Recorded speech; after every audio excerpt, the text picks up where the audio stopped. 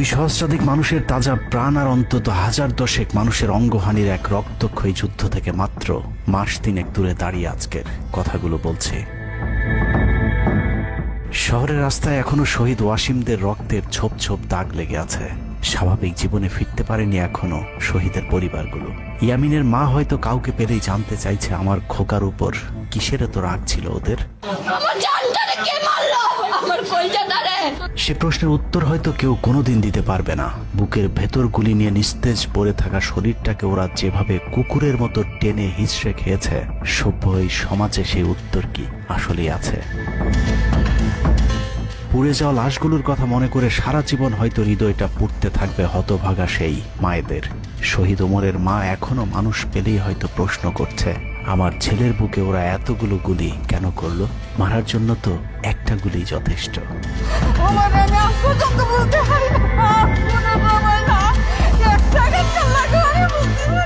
তৃষ্ণা পেলে মুগ্ধের মায়ের হয়তো কানে বেজে উঠবে, পানি লাগবে, পানি।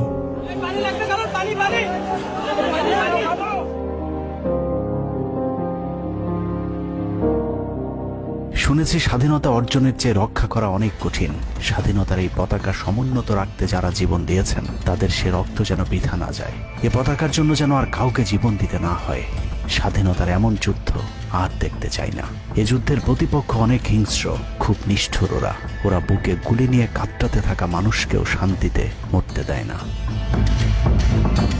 ওরা আরো রক্ত চায়। 15 বছর মুসলিম নিধন করে ওদের এতটুকু অনুশোচনা নেই। রক্তের নেশায় এখনো বুঁদ হয়ে আছে হিংস্র পশু আত্মাগুলো। এদিকে এক পক্ষ নিজেদেরকে বিজয়ী ভেবে ঘরে ফিরেছে। ঘরে ফেরার আগে যাদের বাড়ি ঘরে আগুন দিয়ে ঘর থেকে বের করেছিল, সেই শত্রুকেই আবার তুলে নিয়েছিল নিজেদের ঘরে। ছাত্রলীগ নিষিদ্ধের কথা বলছে। এই নিষিদ্ধ করবার ম্যান্ডেটটা, নিষিদ্ধ করবার অধিকারটা তাদেরকে কে দিল? তারা এদেশের মানুষ, রাজনীতি করার অধিকার সকলের আছে। আমাদের কেড়ে নেওয়া যেমন অন্যায় ছিল, আমরা আরেকজনের কেড়ে নেওয়ার অধিকার, এটা আমরা এভাবে বলি। আওয়ামী মানবরূপী দানব ঘাড়ের উপর বিষাক্ত কার্বন ডাই অক্সাইড ফেলছে, আর আমরা সেটাকে অক্সিজেন ভেবে বুকে নিচ্ছি। বিষাক্ত সাপ থেকে নিরাপদ না হয়ে সাপ নিয়ে খেলার পরিণতি কি হতে পারে সেটা বুঝতে খুব বেশি দেরি করবার প্রয়োজন নেই। আমার এই বার্তা আপনাদের কাছে পৌঁছানোর কয়েক ঘন্টা পরেই আপনার ঘরে যে শত্রুকে জায়গা দিয়েছিলেন তাদের সেই বিষমাখা মুখের বিষ আপনার গায়ে নেয়ার জন্য প্রস্তুত থাকুন। পূর্ব দিকে তাকিয়ে দেখুন, আকাশ আবারও কালো হয়ে এসেছে। খুটখুটে অন্ধকার দেখে ঝড়ের গতি যতটুকু ভাবছেন অন্ধকারের সেই ঝড়ো বাতাস আসলে আলোর চেয়েও বেশি গতি নিয়ে ধেয়ে আসছে সবকিছু লণ্ডভণ্ড করে দিতে। প্রলয়ঙ্করী সেই ঝড়ের কবল থেকে প্রিয় মাতৃভূমিকে বাঁচাতে হলে দেশ রক্ষার পবিত্র দায়িত্ব যাদেরকে দেয়া হয়েছে, চলুন দেখে আসি তারা আসলে কতটা প্রস্তুত। জুলাইয়ের মাঝামাঝি পর্যন্ত সেনাবাহিনী ছাত্র আন্দোলন নিয়ে তেমন মাথা ঘামায়নি। ছাত্রলীগ যেদিন ঢাকা বিশ্ববিদ্যালয়ের ছাত্রীদের উপর আক্রমণ করেছিল, মূলত সেদিন থেকে সেনাবাহিনীর অভ্যন্তরীণ বিভিন্ন গ্রুপগুলোতে আলোচনা সমালোচনা শুরু হয়। 17 তারিখ সকল ডিভিশনের জিওসিরা অফিসার এবং সৈনিকদেরকে কোনো ধরনের গুজবে কান না দেওয়ার পরামর্শ দেন। জিওসিদের পক্ষ থেকে সাফ জানিয়ে দেওয়া হয়, সরকার মিসক্রিয়েন্টদের বিরুদ্ধে যথাযথ ব্যবস্থা নিচ্ছে, এটা নিয়ে সেনাবাহিনীর মাথা ঘামানোর কিছু নেই। 11 ডিভিশনের মেজর জেনারেল খালেদ আল মামুন, 55 ডিভিশনের GOC major general Mahbubur Rashid এবং কুমিল্লা ডিভিশনের জিওসি জাহাঙ্গীর আলম ছিলেন সবচেয়ে বেশি আক্রমণাত্মক। ছাত্রদের পক্ষে কোনো পোস্ট কিংবা প্রোফাইল পিকচার লাল করার বিরুদ্ধে তাদের ছিল কঠোর বার্তা। 17 জুলাইয়ের গুরুত্বপূর্ণ আরেকটি ঘটনা হলো Hasina air chief marshal Hasan Mahmud খানকে বিমান বাহিনীর MI-17 হেলিকপ্টারকে এভি গান কনফিগারেশন লোড করতে বলেন, যা মূলত যুদ্ধকালীন চূড়ান্ত সময় ব্যবহার করা হয়। এয়ার চিফ হাসিনাকে উল্টো প্রশ্ন করেন, আমাদের সেনাবাহিনী কি এখনো ফেল করেছে? তাহলে এত দ্রুত বিমান বাহিনী কেন? বিমান বাহিনী প্রধানের মুখের উপর এমন বক্তব্যে শেখ হাসিনা প্রচন্ড ক্ষেপে যান। এর পরপরই তিনি বিমান বাহিনী প্রধানের বিরুদ্ধে পদক্ষেপ নেওয়ার জন্য ব্রিগেডিয়ার জেনারেল ইমরান হামিদ এবং লেফটেন্যান্ট জেনারেল মুজিবকে নির্দেশ দেন। আর্মি ইন্টেলিজেন্স থেকে এই পরিকল্পনার তথ্য জেনে বিমান বাহিনী প্রধান ওই রাতেই তার নিরাপত্তার জন্য গাজীপুর থেকে এয়ার কমান্ড নিয়ে আসেন, যে ইউনিটটি এখনো বিমান বাহিনী প্রধানের নিরাপত্তার দায়িত্বে ঢাকাতে অবস্থান করছে। যাই হোক, বিমান বাহিনী প্রধান সেদিন রাজি হলে ব্ল্যাক আউটের সময়টা আরো ভয়ঙ্কর হতে পারত।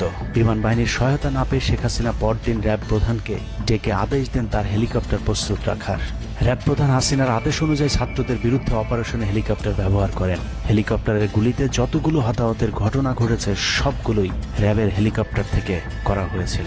র্যাবের পাশাপাশি ঢাকার বাইরে দু একটি বাদে প্রায় সবকটি ডিভিশনের জিওসিরা দেশের বিরুদ্ধে অবস্থান নিয়েছিলেন। ঢাকার বাইরে থেকে বিশেষ করে ডিভিশন সাপোর্ট ব্যাটালিয়নকে অগ্রাধিকার ভিত্তিতে ঢাকায় নিয়ে আসা হয়, কারণ তাদের সাথে এপিসি সুবিধা ছিল। এপিসি গাড়িগুলো মূলত ছাত্রদের বিরুদ্ধে চূড়ান্ত পদক্ষেপ নেওয়ার জন্যই আনা হয়েছিল। রাষ্ট্রীয় গুরুত্বপূর্ণ এলাকা কেপিআই রক্ষায় 19 তারিখে সেনা নামানোর সিদ্ধান্ত নেওয়া হয়।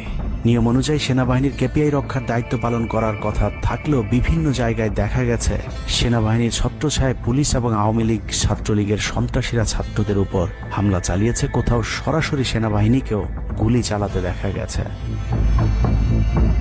এর মধ্যে ঢাকার 46 পদাতিক ডিভিশনের ইনফ্যান্ট্রি ব্রিগেডের ইউনিটগুলো ঢাকার প্রাণ কেন্দ্রগুলোতে ছাত্রদের উপর সবচেয়ে বেশি দমন পীড়ন চালিয়েছে।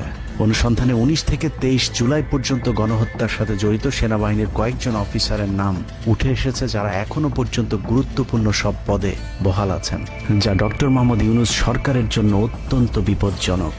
কতটা বিপজ্জনক সেটা বোঝার জন্য আন্দোলনের সময়টাতে ওই অফিসারদের ভূমিকা কি ছিল সেটা একটু দেখে আসি। আন্দোলনের সবচেয়ে বেশি রক্তক্ষেকো ছিলেন বিজিবির ডিজি মেজর জেনারেল আশরাফ। সূত্র জানিয়েছে, ভারতীয় নাগরিকদের বিজিবির পোশাক পরিয়ে মাঠে নামিয়েছিলেন বিজিবির এই মহাপরিচালক। সেনাবাহিনী শেখ হাসিনাকে পদত্যাগের পরামর্শ দেওয়ার পরেও শুধু বিজিবিকে নিয়ে হত্যাকাণ্ড চালিয়ে শেখ হাসিনাকে ক্ষমতায় রাখার গ্যারান্টি দিয়েছিলেন মেজর জেনারেল আশরাফ। 5 তারিখ হাসিনা পালিয়ে যাবার আগ মুহূর্তে তিনি স্বরাষ্ট্রমন্ত্রীকে ফোন করে বলেছিলেন, কয়েক হাজার মানুষ মারলেই পরিস্থিতি ঠান্ডা হয়ে যাবে, অতএব কোনো অবস্থাতেই যেন প্রধানমন্ত্রী পালিয়ে না যান। স্বরাষ্ট্রমন্ত্রীকে তিনি এমনটাই পরামর্শ দিয়েছিলেন। 5 তারিখ সকাল থেকে দুপুর পর্যন্ত ঢাকা শহরে সবচেয়ে বেশি তৎপরতা ছিল বিজেপির। ওই দিন সকাল থেকেই ঢাকার প্রবেশ পথগুলোতে চেকপোস্ট বসিয়ে তল্লাশি চালিয়েছিল মেজর জেনারেল আশরাফের বিজিবি। বিজিবির একটি সূত্র জানিয়েছে, বিজিবি মহাপরিচালক প্রতিদিন সিওদের কাছ থেকে হিসেব নিতেন কে কতজন ছাত্র হত্যা করেছে। বিজিবি মহাপরিচালকের নির্দেশনায় খুনের সেই প্রতিযোগিতায় সবচেয়ে ভালো পারফর্মার ছিল কর্নেল রিদওয়ান। সূত্রের মতে ছাত্র আন্দোলনে বিজিবি অন্তত 500 শিক্ষার্থীকে গুলি করে হত্যা করেছে। বিজিবি প্রধান এবং রিদওয়ানের মতো তার অনুগত অফিসারদের জেলে থাকার কথা, কিন্তু তারা এখনো গুরুত্বপূর্ণ সব দায়িত্ব পালন করে যাচ্ছে। আর মেজর জেনারেল আশরাফ এখন পর্যন্ত বিজিবি প্রধানের চেয়ারেই বসে আছেন। 46 ডিভিশনের brigade commander brigadier general Imran 24শে জুলাই রাতে তড়ি ঘড়ি করে বের হচ্ছিলেন। এ সময় পাশ থেকে আরেকজন অফিসার তাকে জিজ্ঞেস করেছিলেন কোথায় যাচ্ছেন। তিনি তখন বলেছিলেন শিকারে যাচ্ছি। শিকার শেষে পরদিন নিজেদের মধ্যে কতজনকে গুলি করে মেরেছেন তা নিয়ে হাসাহাসি করেছিলেন brigade commander brigadier general Imran. Brigadier Imran 5 তারিখ যারা কুয়ের পরিকল্পনা করেছিলেন তাদের মধ্যে অন্যতম। যদিও সেনা প্রধানের দূরদর্শিতায় তা সম্ভব হয়নি, কিন্তু অদৃশ্য কারণে তার বিরুদ্ধে এখনো পর্যন্ত কোনো ব্যবস্থা নেওয়া হয়নি। কুমিল্লার জিওসি মেজর জেনারেল জাহাঙ্গীর আলমের পাঠানো কুমিল্লার 15 বিট সাপোর্ট ব্যাটালিয়নকে বাড্ডায় ছাত্রদের দমনে নামানো হয়েছিল। আপনাদের মনে থাকবার কথা, 4 তারিখ দুপুরে কুমিল্লার একটি ভিডিও সোশ্যাল মিডিয়াতে ছড়িয়ে পড়েছিল, যেখানে দেখা গিয়েছে সেনাবাহিনীর একটি এপিসি থেকে পুলিশের দিকে লক্ষ্য করে ফায়ার করা হচ্ছে। অনেকের মাঝে একটি ভুল ধারণা রয়েছে যে কুমিল্লা ক্যান্টনমেন্টের সেনাবাহিনী হয়তো ছাত্র জনতার পাশে দাঁড়িয়েছিল। মূল ঘটনা হলো 4 তারিখ দুপুর 11টার দিকে সোশ্যাল মিডিয়াতে ছড়িয়ে পড়া ওই ভিডিওটি একজন জুনিয়র অফিসারের ব্ল্যাঙ্ক ফায়ার। ওই সময় ছাত্রদেরকে দেখা যায় এপিসির পাশে উল্লাস করতে। ঘটনার পরপর কুমিল্লার কুখ্যাত সন্ত্রাসী এমপি বাহার শেখ হাসিনা মিলিটারি সেক্রেটারিকে বিষয়টি ফোন করে জানালে উক্ত এপিসি ইউনিটটিকে ক্যান্টনমেন্টে ব্যাক করান জিওসি জাহাঙ্গীর আলম। ওই ঘটনাটিকে তিনি পরবর্তীতে নিজের ক্রেডিট হিসেবে মানুষের সামনে তুলে ধরে নিজেকে আওয়ামী বিরোধী হিসেবে চালিয়ে দেওয়ার চেষ্টা করেছেন, যার ফলশ্রুতিতে তিনি ডিজিএফআই প্রধানের মতো গুরুত্বপূর্ণ একটি পদ বাগিয়ে নেন। অথচ 4 তারিখ ওই ঘটনা বাদে কুমিল্লায় সবখানে সেনাবাহিনীর পাহারায় ছাত্র জনতাকে হত্যা করেছে আওয়ামী সন্ত্রাসীরা। 5 তারিখ সেনাবাহিনীর তৎকালীন chief of general staff lieutenant general Shahinul Haque খুনিদের অন্যতম একজন। কট্টর ভারতপন্থী এই দালাল আন্দোলনের শুরু থেকে শেষ পর্যন্ত হাসিনাকে টিকিয়ে রাখার যুদ্ধ চালিয়ে গিয়েছে। হাসিনা চলে যাবার পরেও সেনাবাহিনীতে কু করার চেষ্টা করেছেন শাহিনুল হক। অথচ সেনাপ্রধান মধুর শাস্তি হিসেবে তাকে সিজিএস থেকে সরিয়ে এনডিসির কমান্ডেন্টের মতো গুরুত্বপূর্ণ পদে বসিয়েছেন।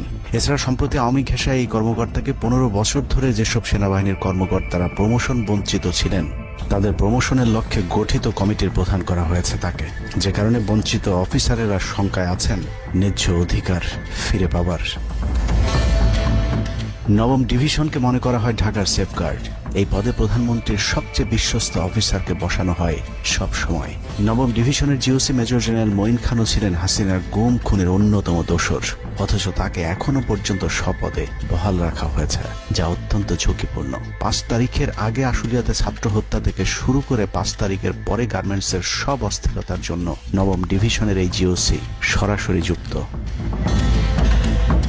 সেনাবাহিনীর স্পর্শকাতর আরেকটি জায়গায় বসে আছেন আরেক খুনি ব্রিগেডিয়ার জেনারেল সেলিম আজাদ। সেনাবাহিনীর সিভিল যে কোনো অপারেশনে যেতে ডিরেক্টর মিলিটারি অপারেশনের পারমিশন নেওয়া বাধ্যতামূলক। এমনকি জরুরি ভিত্তিতে কোনো অপারেশনে যেতে হলেও তাকে অবশ্যই পরে অবহিত করতে হয়। অর্থাৎ তার অনুমতিক্রমে সেনাবাহিনী ঢাকাতে সব হত্যাকাণ্ড চালিয়েছে। শুধু তাই নয়, তিনি খবর রাখতেন যারা অপারেশনে ছাত্রদের উপর গুলি চালাতো না তাদেরকে নাজিমুদ্দৌলা অকথ্য ভাষায় গালাগাল করত। নাজিমুদ্দৌলা সাবেক কুখ্যাত ডিজিএফআই ডিজি মেজর জেনারেল আকবর হোসেনের এপিএস ছিলেন, অথচ তাকে এখনো পর্যন্ত তার সেই গুরুত্বপূর্ণ পদ থেকে সরানো হয়নি। ব্রিগেডিয়ার জেনারেল আকসার ইন্টারন্যাশনাল অ্যাফেয়ার্স ব্যুরো আইএবির ডিরেক্টরের দায়িত্বে আছেন। বহুল আলোচিত আয়নাঘরের পুরো নিয়ন্ত্রণ ছিল সেনাবাহিনীর এই কর্মকর্তার হাতে। তার হাতে রাজনৈতিক দল এবং নেতাদের ভাগ্য নির্ধারিত হয়। আওয়ামী লীগ সরকারের সময়কার গুরুত্বপূর্ণ সেই দায়িত্ব পালন করা ব্যক্তি এখনো পর্যন্ত তার সেই পুরাতন দায়িত্বই পালন করে যাচ্ছেন। সেনা সূত্র জানিয়েছে আকসারের ভারত কানেকশন এতটাই শক্তিশালী যে সেনা প্রধানও নাকি তাকে তার চেয়ার থেকে সরাতে পারছেন না। কদমবুচি জেনারেল খ্যাত মেজর জেনারেল মাহবুবুর রশিদ যশোর ডিভিশনের জিওসি সামরিক নিয়ম ভেঙে গোপালগঞ্জের সবার সামনে হাসিনার পা ছুঁয়ে সালাম করেছিলেন major general Mahbubur Rashid. 5 August এবং 7 আগস্ট সেনাবাহিনীর গাড়ি পোড়ানোর পরেও সেনাবাহিনীকে কোনো অ্যাকশনে যেতে দেয়নি সেনাবাহিনীর এই আওয়ামী কর্মকর্তা। সূত্র জানিয়েছে 5 তারিখের পর থেকে এ পর্যন্ত একাধিকবার গোপালগঞ্জ আওয়ামী লীগ নেতাদের বাড়িতে গিয়ে বৈঠক করেছেন তিনি, অথচ মাহবুবকে এখনো পর্যন্ত জিওসির পদে বসিয়ে রাখা হয়েছে। তার এই ক্ষমতাকে কাজে লাগিয়ে আওয়ামী লীগের অসংখ্য নেতাকর্মীকে ভারতে যাবার সুযোগ করে দিয়েছেন major general Mahbubur Rashid. Colonel Asad Khulna DGFI এর ডেড কমান্ডার। সেখানে বসে তিনি রয়ের সব পরিকল্পনা বাস্তবায়ন করে যাচ্ছে। জুলাই আন্দোলনের সময় যিনি আর্মি অফিসারদেরকে বলেছিলেন দেখে দেখে গুলি করেন, প্রতি গুলিতে একটা করে মারতে হবে, অথচ সেই কর্মকর্তা এখনো খুলনাতে বসে বিএনপি জামায়াতের নেতাকর্মীদের মধ্যে বিভক্তির ষড়যন্ত্র করে যাচ্ছে। খুলনা অঞ্চল দিয়ে তার সহায়তায় শেখ পরিবারের সবচেয়ে বেশি সংখ্যক সদস্য ভারতে পালিয়েছে। বগুড়া ডিভিশনের GOC major general Khaled Al Mamun এখনও জিওসি পদে আছেন। বগুড়া থেকে আসা 11 ডিভিশনের 7 ইস্ট বেঙ্গল এনে ঢাকার প্রবেশ পথ নিয়ন্ত্রণের জন্য গাজীপুরে রেখেছিলেন তিনি। উত্তরা গাজীপুর এলাকায় সংঘটিত হত্যাকাণ্ডের বেশিরভাগই জড়িত ছিল বগুড়ার 7 ইস্ট বেঙ্গল। রহস্যজনক কারণে 7 ইস্ট বেঙ্গলকে এখনো পর্যন্ত বগুড়ায় ফেরত না পাঠিয়ে ঢাকাতেই রাখা হয়েছে। মেজর জেনারেল ফেরদৌস হাসান সেলিম, যার মা ছিলেন হাসিনার অত্যন্ত ঘনিষ্ঠ বান্ধবী। ফেরদৌস সেলিম শেখ হাসিনাকে ফুপু বলে ডাকতেন। 27তম বিএম এর লং কোর্সের এই অফিসারের পাসিং আউটে শেখ হাসিনা নিজে উপস্থিত ছিলেন, যদিও হাসিনা তখন বিরোধী দলীয় নেত্রী ছিলেন। ডিজিএফ এর পদে থাকাকালীন হাসিনার টাকা পাচার এবং থাইল্যান্ডের বিভিন্ন ব্যবসা দেখাশোনার দায়িত্ব ছিল তার। 5 তারিখের সময়টাতে গুরুত্বপূর্ণ কোনো পদে না থাকায় নিজেকে এখন আওয়ামী বিরোধী দাবি করছেন ফেরদৌস হাসান সেলিম। ভয়ঙ্কর বিষয় হচ্ছে ডক্টর মোহাম্মদ ইউনূসকে ভুল বুঝে ইউনূসের মিলিটারি সেক্রেটারির পদে বসে সব কুটচাল চলে যাচ্ছেন major general Ferdous Hasan. Guarantee দিয়ে বলে রাখলাম, সুযোগ পেলে সবার আগে ডক্টর মোহাম্মদ ইউনূসের মিলিটারি সেক্রেটারি নিজেই ইউনূসের গলা চেপে ধরবে। অতএব যত দ্রুত সম্ভব ডক্টর মোহাম্মদ ইউনূসের মিলিটারি সেক্রেটারির পদ থেকে তাকে সরাতে হবে। শেখ হাসিনার গণভবন ঠেকাতে সবচেয়ে বেশি শক্ত বলয় তৈরি করা হয়েছিল। অনুসন্ধানে জানা যায় শেখ হাসিনাকে রক্ষা করতে গণভবনের আশপাশে সেনাবাহিনীর অন্তত 13টি অস্থায়ী চেকপোস্ট বসানো হয়েছিল, যেখানে east Bengal regiment, field regiment artillery, Bangladesh infantry regiment, infantry brigade headquarter সহ সেনাবাহিনীর বেশ কয়েকটি চেকপোস্ট বসানো হয়েছিল শুধুমাত্র শেখ হাসিনাকে রক্ষা করার জন্য। সেনাবাহিনীর এসব আর্মি অফিসারদের সম্মিলিত অপারেশনে ছাত্রদের উপর চালানো হয়েছে নির্মম নৃশংস হত্যাযজ্ঞ। কিন্তু এই হত্যাকাণ্ড সেনাবাহিনীর ভেতরে থাকা দেশপ্রেমিক অফিসারদের বিবেকের দরজা খুলে দিয়েছিল। 20 থেকে 23 জুলাই ইন্টারনেট বন্ধ করে যে পৈশাচিক হত্যাকাণ্ড চালানো হয়েছে সেই দৃশ্য যখন একের পর এক সামনে আসতে শুরু করেছিল, তখন সাধারণ মানুষ যেভাবে স্তম্ভিত হয়েছিল, ঠিক একইভাবে সেনাবাহিনীর বিবেকবান জুনিয়র এবং মধ্যম সারির অফিসারদেরকেও ব্যাপকভাবে নাড়া দেয়। ভিডিওগুলো যত ছড়িয়ে পড়ছিল ততই থমথমে হয়ে উঠতে থাকে সেনাবাহিনীর অভ্যন্তরীণ পরিবেশ। 27 তারিখ প্রাপ্ত গোয়েন্দা তথ্যের ভিত্তিতে সেনাপ্রধানকে জানানো হয় পরিস্থিতি নিয়ন্ত্রণের বাইরে চলে যাচ্ছে। কোনো অবস্থাতেই প্রধানমন্ত্রীকে ক্ষমতায় রেখে পরিস্থিতি নিয়ন্ত্রণ করা সম্ভব নয়। গোয়েন্দা ওই রিপোর্টে আরো জানানো হয় সেনাবাহিনীর ভেতরে বিদ্রোহের আশঙ্কা দেখা দিয়েছে। বিশেষ করে মধ্যম সারি এবং জুনিয়র অফিসারদের ভেতর ব্যাপক অসন্তোষ লক্ষ্য করা যায়। একই রিপোর্ট প্রধানমন্ত্রীর অফিসকেও অবহিত করা হয়। সেই রিপোর্টের পরেও কঠোর অবস্থানে যাবার সিদ্ধান্ত নেওয়া হয় সরকারের পক্ষ থেকে। এদিকে গোয়েন্দা রিপোর্টের প্রেক্ষিতে সেনা ইউনিটের মধ্যম সারি জুনিয়র অফিসার এবং সৈনিকদের উপর কঠিন সামরিক গোয়েন্দা নজরদারি চলতে থাকে, যে কারণে প্রচন্ড ক্ষোভ থাকলেও কোনো ধরনের পূর্ব প্রস্তুতি ও পারস্পরিক যোগাযোগ না থাকায় সেনাবাহিনীর দেশপ্রেমিক অফিসার ও সৈনিকেরা কিংকর্তব্য বিমূঢ় হয়ে পড়েন। 27-28 দুই দিন এভাবেই টানটান উত্তেজনার মধ্য দিয়ে কেটেছে। 29শে জুলাই শেখ হাসিনাকে পরিস্থিতি সম্পর্কে ধারণা দিতে সেনাপ্রধান সারা দেশের অফিসারদেরকে নিয়ে সেনা সদরের হেলমেটে একটি ভিডিও টেলিকনফারেন্সে দরবার গ্রহণ করেন। সেই কনফারেন্সে অপারেটরের অসাবধানতাবশত স্ক্রিনে হঠাৎ করে ক্যামেরা টার্ন অফ করা HPM নামে একটি বক্স ভেসে উঠেছিল। এরপরে উপস্থিত অফিসারেরা হাসিনার উপস্থিতির বিষয়টি বুঝে ফেলেন। অনেকের ধারণা শেখ হাসিনা উপস্থিত আছেন এটা বুঝাতেই HPM বক্সটি সবাইকে দেখানো হয়েছিল, যেন কেউ কোনো ধরনের অভিযোগ করতে না পারেন। কিন্তু সবাইকে অবাক করে বেশ কয়েকজন অফিসার তাদের ক্ষোভের কথা জানান। এর মাঝে রাজশাহী CMH এর একজন মেজর র্যাঙ্কের নারী চিকিৎসক 19 থেকে 23 তারিখ পর্যন্ত চলা ছাত্র হত্যার বিভীষিকাময় বর্ণনা তুলে ধরে আবেগী এক বক্তব্য দেন। সূত্র জানিয়েছে এ সময় সেনাবাহিনীর কয়েকজনকে কাঁদতে দেখা গেছে। একদিকে সেনাবাহিনীর উচ্চপদস্থ অফিসারদের মারমুখী অবস্থান, অন্যদিকে বেশিরভাগ জুনিয়রদের নিষ্ক্রিয়তার মধ্য দিয়ে সেনাবাহিনীতে স্পষ্ট দুটি ভাগ লক্ষ্য করা যায়। এরই মধ্যে সেনাবাহিনীর কাছে প্রাপ্ত গোয়েন্দা তথ্য অনুযায়ী যে কোনো সময় সেনাবাহিনীতে বিদ্রোহ দেখা দিতে পারে। বিশেষ করে লেফটেন্যান্ট কর্নেল থেকে নিচের অফিসারদের ভেতর ব্যাপক ক্ষোভের বিষয়টি গোয়েন্দা প্রতিবেদনে জানানো হয়। সেই প্রেক্ষিতে 3 তারিখ শর্ট নোটিসে আরেকটি টেলিকনফারেন্স কল করা হয়। মূলত ওই রিপোর্টের প্রেক্ষিতে হাসিনার বিশ্বস্ত ওয়াকার হাসিনা থেকে মুখ ফিরিয়ে নেন, কারণ হাসিনাকে বাঁচাতে গিয়ে তিনি নিজের জীবন বিপদে ফেলতে চাননি। 3 তারিখ কনফারেন্সের শুরুতেই সবাইকে ঠান্ডা রাখতে একটি মুনাজাত করা হয়েছিল। যে মুনাজাতে গুরুত্বপূর্ণ একটি দোয়া ছিল রাব্বানা লা তাজআলনা মাআল কওমিজ জালিমিন, অর্থাৎ হে আল্লাহ আমাদেরকে জালিম সম্প্রদায়ের অন্তর্ভুক্ত করবেন না। এ সময় পুরো দরবার রুমে পিন পতন নীরবতা লক্ষ্য করা গেছে। মূলত ওই মুনাজাতের মধ্য দিয়ে ফয়সালা হয়ে যায় সেনাবাহিনী কাদের পক্ষে দাঁড়াবে। সেনা সূত্র থেকে পাঠানো এসব তথ্যে উঠে এসেছে সেনাবাহিনী কোন কোন এলাকায় ছাত্র জনতার উপর গুলি চালিয়েছিল এবং কতটা পরিকল্পিতভাবে মানুষ হত্যার ছক কষা হয়েছিল। 4 তারিখও সেনাবাহিনীর ভূমিকা ছিল অত্যন্ত অস্পষ্ট। কিছু জায়গায় সেনাবাহিনী ছাত্রদের পক্ষে, আবার কিছু জায়গায় ছাত্রদের উপর গুলিও চালিয়েছে। 4 আগস্ট সবার প্রথম 24 ডিভিশন চট্টগ্রামের GOC lieutenant general Mainur Rahman তার বাহিনীকে ছাত্রদের পাশে দাঁড়ানোর নির্দেশ দেন। 5 তারিখ সকাল পর্যন্ত আর্মির ভূমিকা ছিল অত্যন্ত সন্দেহজনক। সকাল 10টা পর্যন্ত আর্মি কড়াকড়িভাবেই দায়িত্ব নিয়েছিলেন। বিশেষ করে গণভবনের আশপাশে 12টা পর্যন্ত ছাত্রদেরকে ভয় দেখাতে কয়েক রাউন্ড লাইভ অ্যামুনিশন ফায়ার করা হয়। 4 তারিখ 3 বাহিনী প্রধান, পুলিশ প্রধান এবং DGDJF এর সারা রাত নির্ঘুম কেটেছে। 3 থেকে 5 তারিখ পর্যন্ত গুরুত্বপূর্ণ কিছু ঘটনা ঘটেছে, সেটা তুলে ধরবার আগে শেখ হাসিনার পালিয়ে যাওয়ার বর্ণনা দিয়ে আসা যাক। 5 তারিখ সকাল ঠিক 9টায় প্রধানমন্ত্রীর অফিসে গিয়ে শেখ হাসিনাকে পদত্যাগ করতে বলেন সেনাপ্রধান। শেখ হাসিনার কথা শোনার সাথে সাথে সেনাপ্রধানকে দৌড়ে মারতে আসেন। এ সময় 3 বাহিনী প্রধানকে অকথ্য ভাষায় গালাগাল করেন শেখ হাসিনা। জেনারেল ওয়াকারকে হাসিনা বলেন, তুই পুলিশকে দেখে শিখতে পারিস নাই। এ সময় বিমান বাহিনী প্রধান সজীব ওয়াজেদ জয়কে ফোন করে তার মাকে বোঝানোর জন্য অনুরোধ করেন। সজীব ওয়াজেদ জয় এটি জানার পর উল্টো আর্মি চিফকে 2 তুকারি করে হুমকি দিতে থাকেন, তোর কোন বাবা তোকে চিফ বানাইছে, তোর বউ ছেলে মেয়ে কে কোথায় আছে সবকিছু দেখে নেওয়া হবে। রাগান্বিত হয়ে এরপরে সজীব ওয়াজেদ জয় লাইভে গিয়ে আবল তাবল বকতে থাকেন। ঠিক আছে, শেখ হাসিনার পর আপনাদের কি হবে সেটা আমারও চিন্তার বিষয় না, আমার পরিবারের আর চিন্তার বিষয় না, আপনারা বুঝবেন। এরই মধ্যে 9:30 বেজে যায়। শেখ হাসিনাকে কোনোভাবে রাজি করাতে না পেরে সেনাপ্রধান হাসিনাকে 2টি বিকল্প দেন, পদত্যাগ অথবা গ্রেফতার। ওদিকে মিরপুরে বসানো সেনাবাহিনীর চেকপোস্টগুলো খুলে দেওয়া হলে বিনা বাধায় গণজোয়ার ঢুকে পড়তে থাকে।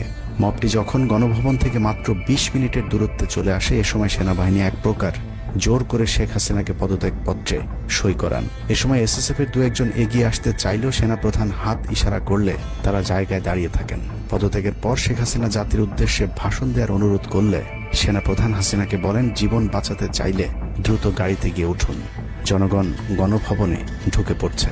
সেনাবাহিনীর মতে শেখ হাসিনা সেদিন মাত্র 5 মিনিটের জন্য বেঁচে গিয়েছেন, তা না হলে জনগণ তাকে ধরে ফেলত। হাসিনাকে গণভবন থেকে উদ্ধার করে বিমানে ভারত পাঠিয়ে দেওয়ার জন্য মোট 3টি রুট প্ল্যান করা হয়েছিল। প্ল্যান এ, গণভবন থেকে গাড়ি বহরে বিমান বাহিনীর ব্লু স্কাই স্কুলের গেট দিয়ে তেজগাঁও বিমানবন্দরে ঢুকে ঢাকা সেনানিবাসে প্রবেশ এবং তারপর বিএএফ বেস দিয়ে বিমান বাহিনীর রানওয়েতে প্রবেশ।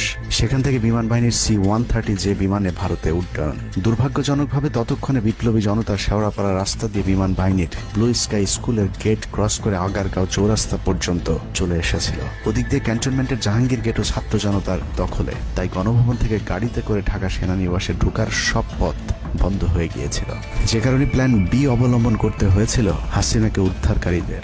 প্ল্যান বি অনুযায়ী গণভবন থেকে বিমান ঘাঁটিতে যাওয়ার তখন একটাই পথ বাকি ছিল, তা হলো হেলিকপ্টারে যাওয়া। বিমান বাহিনীর MI-17 হেলিকপ্টার চন্দ্রিমা উদ্যানের পাশে বাণিজ্য মেলার মাঠে এসে অবতরণ করে। খুনি হাসিনা চন্দ্রিমা উদ্যানের পাশের রাস্তা দিয়ে বাণিজ্য মেলা মাঠে প্রবেশ করে এবং সেখান থেকেই হেলিকপ্টারে করে বিমান বাহিনী ঘাঁটিতে নিয়ে যাওয়া হয় তাকে। সেখানে গিয়ে তারেক সিদ্দিকী এবং সালমান এফ রহমানের জন্য কিছুক্ষণ অপেক্ষা করে শেখ হাসিনা। তবে শেষ পর্যন্ত সালমান এফ রহমানের পৌঁছাতে দেরি হয় শেখ হাসিনাকে নিয়ে কোনো গন্তব্য ছাড়াই 10টা 45 মিনিটে উড়াল দেয় বিমান বাহিনীর C-130 জুলিয়েট বিমানটি। সাধারণত বিমানের রুট ব্যবহারে কোড ব্যবহার করতে হলেও সেটা করেনি। রাডার ফাঁকি দিতে জীবনের ঝুঁকি নিয়ে এই পদ্ধতি অবলম্বন করা হয়েছিল। ফুল ফুয়েল লোড করা হয়, ভারতে যদি জায়গা না হয় তাহলে যেন মধ্যপ্রাচ্যের কোনো দেশ পর্যন্ত চলে যাওয়া যায়। মোট 9 জন পাইলটকে নিয়ে বিমানে ওঠানোর পর কোনো ধরনের নির্দেশনা বা ম্যাপ প্ল্যানিং ছাড়াই পাইলটদেরকে বলা হয় টেক অফ করতে। বিমানটি প্রথমে যশোরের উপর দিয়ে কলকাতায় পৌঁছালে সেনাপ্রধান জাতির উদ্দেশ্যে ভাষণের ঘোষণা দেন, কিন্তু কলকাতায় ল্যান্ডিং এর পারমিশন না দিলে সেখান থেকে শেখ হাসিনাকে বহন করা বিমানটি চলে যায় আগরতলায়। আগরতলায় পারমিশন না পেয়ে আবারও দিল্লির দিকে উড়াল দেয়। সেখান থেকে দিল্লি গেলে সেখানেও রিফিউজ করা হয়। দিল্লি বিমানবন্দরে নামতে না দিলে অনিশ্চয়তা দেখা দেয় শেখ হাসিনাকে বহন করা বিমানটির ভারতে অবতরণ নিয়ে। বিমানের একজন পাইলটের বরাত দিয়ে জানা যায়, এভাবে উদ্দেশ্যহীনভাবে দীর্ঘক্ষণ ঘুরতে থাকার পর জরুরি অবতরণের সিদ্ধান্ত নেওয়া হয়। তবে জরুরি অবতরণের ঠিক আগ মুহূর্তে দিল্লির গাজিয়াবাদ এয়ারবেজে নামার অনুমতি পায় C-130 জুলিয়েট, যেখানে অজিত ধওয়াল তাকে রিসিভ করেন। অবতরণে জটিলতার কারণে 5 তারিখ সেনাপ্রধান জাতির উদ্দেশ্যে ভাষণ দিতে বারবার দেরি করছিলেন, কারণ তিনি নিশ্চিত হতে চাচ্ছিলেন শেখ হাসিনা ভারতে অবতরণ করেছেন। তারপরই বাংলাদেশের মানুষ মুক্তি পায় এক ফেরাউনের হাত থেকে। হাসিনা পালিয়ে যাওয়ার সেই খবর পৃথিবীর সবাই জানে, কিন্তু 3 থেকে 5 তারিখ পর্যন্ত ক্যান্টনমেন্টে কিছু ঘটনা ঘটেছে, যেই ঘটনা এখনো আমাদের কাছে অজানা। 3 তারিখ সেনাপ্রধানের ওই ভার্চুয়াল মিটিং এর পর মোটামুটি নিশ্চিত হয়ে যায় শেখ হাসিনা অধ্যায় বাংলাদেশের শেষ। শুরু হয় ভারতের প্ল্যান বি বাস্তবায়নের প্রক্রিয়া। 3 তারিখ রাতে আসিফ নজরুলের সাথে ডিজিএফআই কার্যালয়ের পাশের একটি ভবনে আসিফ নজরুলের ঘনিষ্ঠ বন্ধু major general Hamid, lieutenant general Mujib এবং মেজর জেনারেল ফেরদৌস সেলিমের একটি গোপন বৈঠক হয়, যেখানে ভারতীয় গোয়েন্দা সংস্থার 16 জন কর্মকর্তা উপস্থিত ছিলেন। মূলত 5 তারিখ শেখ হাসিনা পদত্যাগ করার পর করণীয় নির্ধারণ করতেই ওই বৈঠক অনুষ্ঠিত হয়। দীর্ঘ বৈঠক শেষে মোট 3টি বিকল্প নির্ধারণ করা হয়। প্রথমটি জরুরি অবস্থা জারি করে সেনাবাহিনীর হাতে ক্ষমতা দেয়া, দ্বিতীয়টি আসিফ নজরুলকে প্রধান উপদেষ্টা করে একটি অন্তর্বর্তীকালীন সরকার গঠন। অন্তর্বর্তীকালীন সরকারের ভেতরে যেন ভারতীয় বলয়ের লোকজন বেশি সংখ্যায় রাখা যায় সেটা নিশ্চিত করার ব্যাপারেও আলোচনা হয় বৈঠকে, এবং সেটা নিশ্চিত করতে আসিফ নজরুলের পেছনে সেনাবাহিনীর ওই অংশটির সর্বোচ্চ সাপোর্ট থাকারও নিশ্চয়তা দেওয়া হয়। মূলত আসিফ নজরুলকে সামনে রেখে সেনাবাহিনীর মাধ্যমেই দেশ চালানোর পরিকল্পনা করা হয়েছিল 3 তারিখের ওই গোপন বৈঠকে। 4 তারিখ 3 বাহিনী প্রধানের মধ্যে দফায় দফায় বৈঠক চলেছে। সেই বৈঠক থেকে সিদ্ধান্ত হয় 5 তারিখ সকাল 9টার মধ্যে শেখ হাসিনাকে চূড়ান্তভাবে পদত্যাগের বিষয়টি জানিয়ে দেওয়া হবে। এর পরপরই আসিফ নজরুলকে আবারও ক্যান্টনমেন্টে ডেকে আনা হয় এবং শেখ হাসিনার পদত্যাগের পর আওয়ামী নেতা কর্মীদেরকে যতটা সম্ভব নিরাপত্তা দেয়া, বেসরকারি বিভিন্ন প্রতিষ্ঠানগুলোতে যতটা সম্ভব আগের কর্মকর্তাদেরকে রেখে দেয়া এবং বিটিআর হত্যাকাণ্ড নিয়ে কোনো ধরনের পদক্ষেপ না নেওয়া সহ বেশ কিছু করণীয় ঠিক করে দেওয়া হয়। দীর্ঘ সেই আলোচনার কারণে 4 তারিখ সারা সারা রাত ক্যান্টনমেন্টে অবস্থান করেছেন আসিফ নজরুল। তাৎক্ষণিক আসিফ নজরুলের কাঁধে দুটি দায়িত্ব দেয়া হয়: আর্মির প্রতি সকলের আস্থা তৈরি করা এবং হাসিনার পদত্যাগের পরপর ছাত্রদেরকে সেনাবাহিনীর নিয়ন্ত্রণে নিয়ে আসা। কথা মতো আসিফ নজরুল 4 তারিখ রাত এবং 5 তারিখ খুব সকালে ক্যান্টনমেন্টে বসে ফেসবুকে তিনি দুটি পোস্ট করেন। পোস্টের প্রথমটি 4 তারিখ রাতে সেনাবাহিনীকে প্যাট্রিয়ট সম্বোধন করে করা হয়, যেন সেনাবাহিনীর প্রতি ছাত্র জনতার আস্থা বেড়ে যায়, এবং পরেরটি সংখ্যালঘুদের বাড়িঘরে হামলা না চালানোর অনুরোধ করে পোস্ট করা হয়।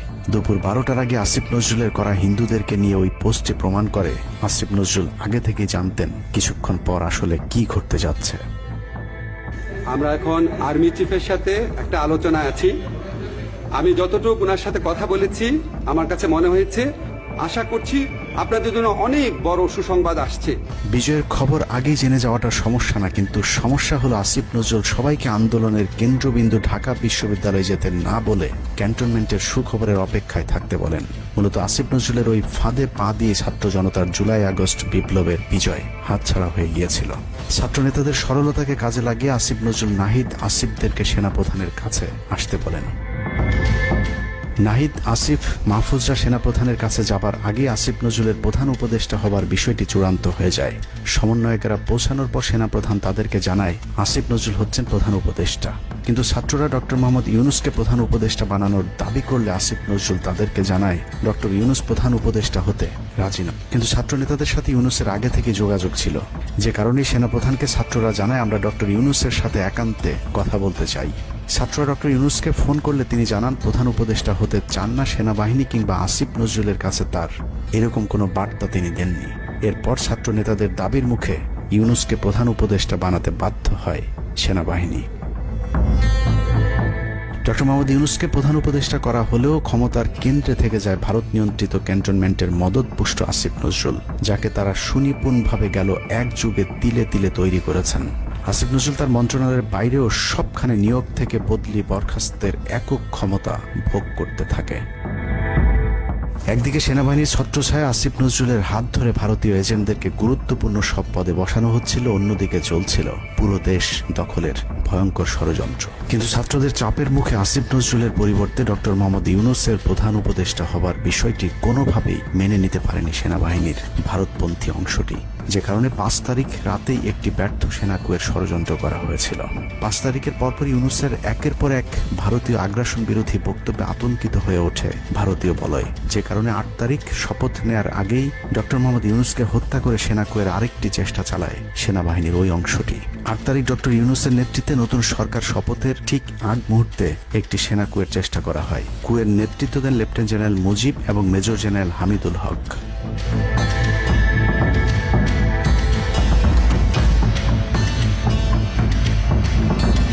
কিন্তু পশ্চিমা একটি গোয়েন্দা সংস্থা বিষয়টি দ্রুত সেনাপ্রধানকে জানালে জেনারেল ওয়াকার তাদের পরিকল্পনা ভণ্ডুল করে দেয়। সেনাপ্রধান তাৎক্ষণিকভাবে লেফটেন্যান্ট জেনারেল শামীমকে পিএসও এএফটি থেকে সিজিএস হিসেবে নিয়োগ দেন এবং মুজিবকে কিউএমজি থেকে 8 ডগে বদলি করেন, যদিও 8 তারিখ রাত থেকেই মুজিব পলাতক রয়েছেন।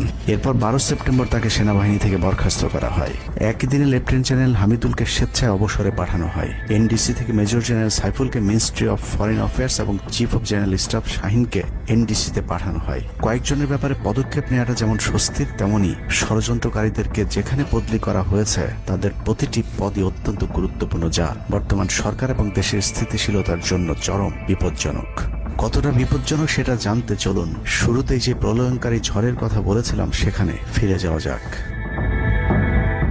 ভারতীয় গোয়েন্দা সংস্থা 5 তারিখের পর থেকে দেশে নানাভাবে একটা সাম্প্রদায়িক দাঙ্গা বাঁধানোর চেষ্টা চালিয়ে যাচ্ছেন, যেটাকে কেন্দ্র করে বাংলাদেশে একটা সামরিক অভিযান চালানো যায়। এই দাঙ্গা বাঁধাতে ভারতীয় গোয়েন্দারা আওয়ামী লীগ, হিন্দু এবং ইসকনকে কিভাবে ব্যবহার করছে সেই পরিকল্পনার ছক এখন বাংলাদেশি গোয়েন্দাদের হাতে। একটি গোয়েন্দা সংস্থা থেকে যেসব তথ্য আমার কাছে পৌঁছেছে তা রীতিমতো এই দেশের অস্তিত্বের জন্য হুমকি স্বরূপ। আওয়ামী লীগ, হিন্দু আর ভারতের এই চক্রান্ত যদি সঠিকভাবে মোকাবেলা করা না যায় তাহলে অচিরেই বাংলাদেশের অবস্থা হবে হায়দ্রাবাদের মতো। জননেত্রী শেখ হাসিনাকে দেশ থেকে সরে যেতে বাধ্য করেছেন। বাংলাদেশকে নিয়ে ভয়ঙ্কর এই চক্রান্তে জড়িত আওয়ামী লীগ, সনাতনী এবং ইসকনের অন্তত 40টি হোয়াটসঅ্যাপ গ্রুপ এবং জুম মিটিং এর ভিডিও হাতে পেয়েছে গোয়েন্দারা। গোয়েন্দাদের কাছে প্রাপ্ত এসব তথ্যে যা উঠে এসেছে তা আটকে ওঠার মতো।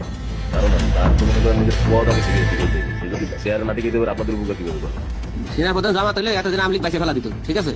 এটা তো আমাদেরও আওয়ামী লীগেরও একটা গেম হতে পারে, বলা যায় জামাত শিবিরের উপরে সব চাপা দিতে পারে, এটাও হতে পারে।